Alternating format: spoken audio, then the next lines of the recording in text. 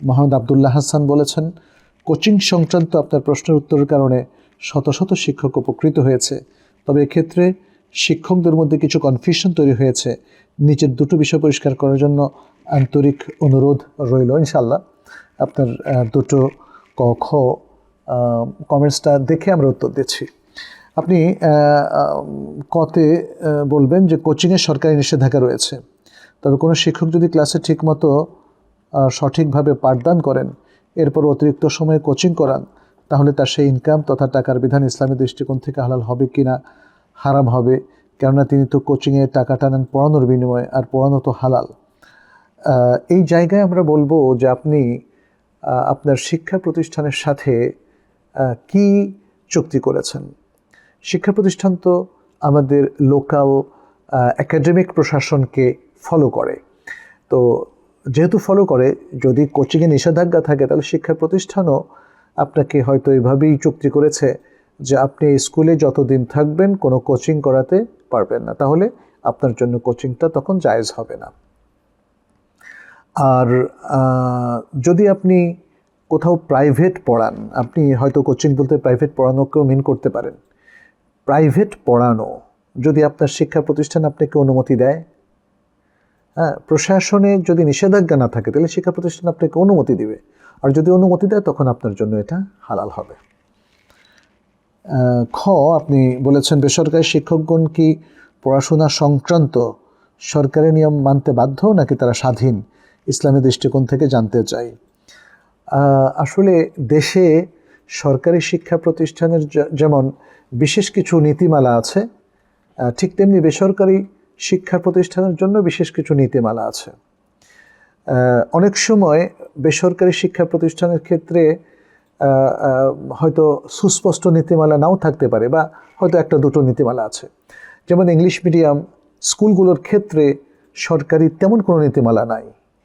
এক্ষেত্রে আপনি যখন এই বেসরকারি শিক্ষা প্রতিষ্ঠানগুলোর সাথে চুক্তিবদ্ধ হবেন, সেখানে যদি আপনাকে ব্যক্তিগত কোনো টিউশনি অথবা কোচিং অথবা কাউকে প্রাইভেট পড়ানো নিষেধ করে, তাহলে আপনি পড়াতে পারবেন না। আর যদি সেটা আপনার জন্য উন্মুক্ত রাখে এবং এক্ষেত্রে আর কোনো ধরনের নিষেধাজ্ঞার মধ্যে আপনি নাই, তাহলে আপনার জন্য পড়াতে কোনো অসুবিধা নেই।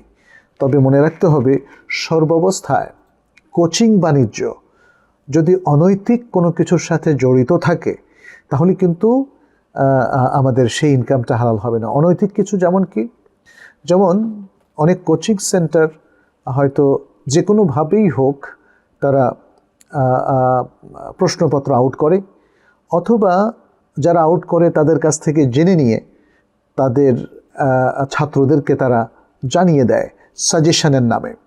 যদি অন্তরালে এমন কোনো কারসাজি থাকে,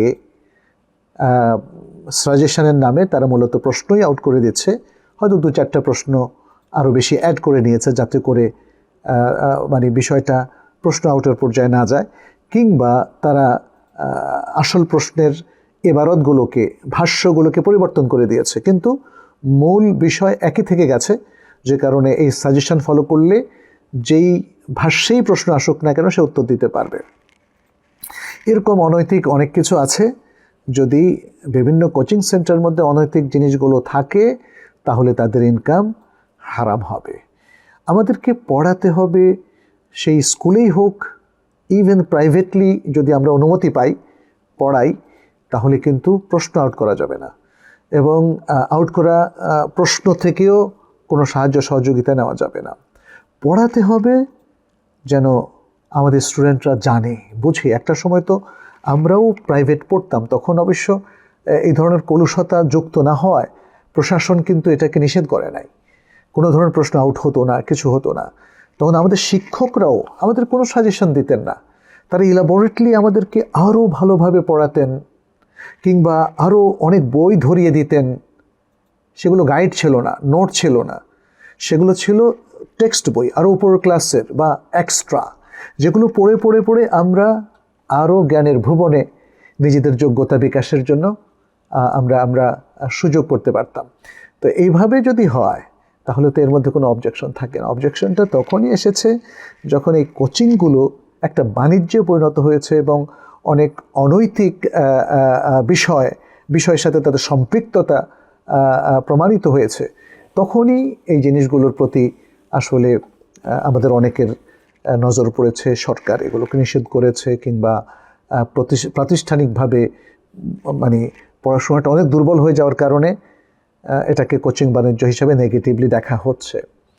অনেক প্রতিষ্ঠানে তো আমরা এটাও দেখি যে এই কোচিংয়ের সাথে জড়িত থাকার কারণে অনেক টিচার যারা এগুলোর সাথে জড়িত, তাদের মূল ফোকাস হচ্ছে ওখানে কোচিং করালে অনেক টাকা আসবে, আর ক্লাসে পড়ালে আমাদের আসলে কোনো লাভ নাই। হ্যাঁ, আমি সামান্য বেতনে চাকরি করি, আমি ভালো করে পড়ালেও আমার বেতন বাড়বে না, আবার খারাপ পড়ালেও একই বেতন পাবো। এরকম একটা চিন্তা থেকে বেশ কিছু অন্যায় হয়ে যায়। ফলে এখান থেকে আমরা আগের কথাগুলো বলেছিলাম আর কি, আপনাদের হয়তো মনে আছে।